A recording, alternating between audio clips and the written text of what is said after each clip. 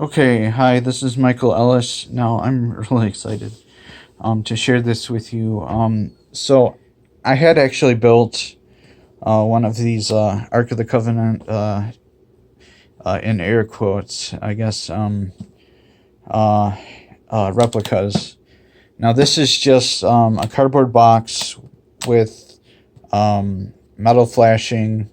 You got the galvanized roofing stuff to cut into shape. And aluminum, whatchamacallit, HVAC tape to do the corners and to hold everything together.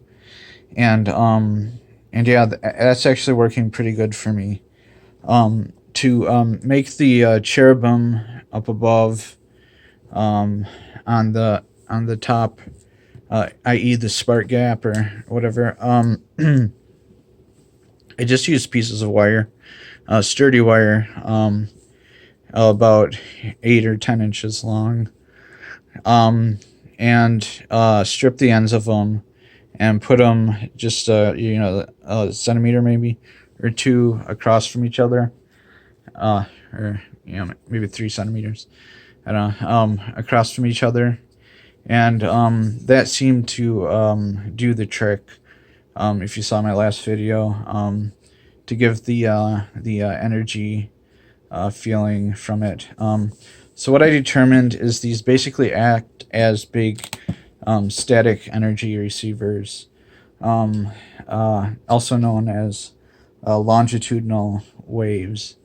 Now, by hooking up I discovered that if you hook up like a ignition coil, for example, like from a car, it's just any inductor, and you hook up the positive and negative leads to the two different sides of the like cherubim example. Oh, sorry, Dad, I got you in there.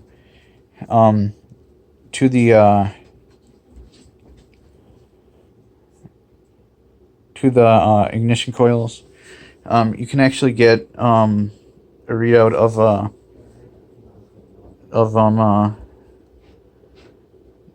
of these longitudinal waves. You can see right there; they're pretty pretty. They're just basically high voltage impulses that are reverberating in the coil there. Maybe within, what's the frequency there?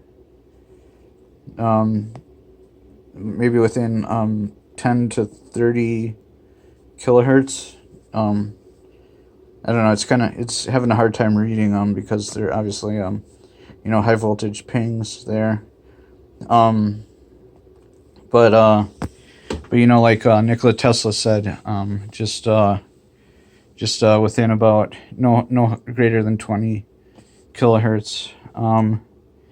And yeah, so they seem to be some type of Schumann receiver. Receiving the Schumann vibrations, or Nikola Tesla called them terrestrial waves. So longitudinal waves that exist out in nature seems to be what's powering these Ark of the Covenant type of capacitors or collectors, or the orgone devices that you would have them. So just for example, now I'm using like a 3-pole system, but it's really you just add connections onto the box and put a coil between them to get the workable waves. And then obviously now you'd build like a Tesla coil down to turn it from so you'd build like a large coil with a secondary coil coming down off of it. So actually I could use this as a high voltage coil and then go down to the lower voltage coils. So I actually connect it to the high voltage and then come down to the low voltage. And because an induction coil has a high voltage coil built into it, and then the two lower coils. So I could actually use this as like a sort of Tesla coil, because I mean it's basically like a high voltage coil and a low voltage coil.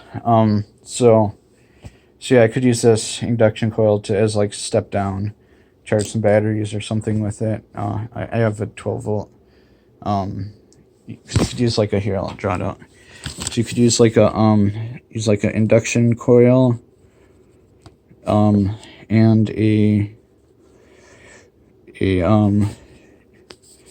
so you'd have the and high volt. So you have the high volt, the plus, and the minus, and then so those are all together. And then you also have the oh shoot, what was I gonna do? You want to connect it to, so this is a plus, plus and minus. So you have it step down, okay, from your device. Probably your minus also want to go to the device. High voltage minus. So then you're coming off the plus, and then you have a battery, and let's see, a Zener diode rather, and something like that. So you'd have like a Zener diode in parallel. It's like 12 volts. So it just charges the coils up to 12. Charges up the batteries up to 12 volts. You know, maybe like a capacitor in there, just to charge up. But shoot, what should I call it? Well, actually, I don't know. Maybe like a bridge capacitor, diode bridge rectifier in there, and that would send the impulses down to your battery. If it goes over 12 volts, it'll drop the voltage down through the Zener diode. So that'd be like the type of setup you do just to charge a battery with. So yeah, this is all high voltage, like Tesla stuff, the terrestrial waves. So that's how you use it. So thanks for watching. Wow, we got a real cool thing going here. So this is kind of an amazing device. We can do some cool things with it. So kind of great for emergency power source. Like if you have like blackouts or whatever, I mean, you could build your house. You could build this into your house as a power supply, like solar, or use it to charge batteries, like you would with a solar, like a solar power thing, or like a wind turbine or whatever. This could be another power source for your home. If it's cloudy out or whatever, or winter, and you don't have a lot of solar energy, you could use something like this to supplement your batteries. So thanks for watching. I know this is kind of a poorly organized video, but I just kind of stumbled across this stuff recently. So thanks for watching. This is Michael Ellis.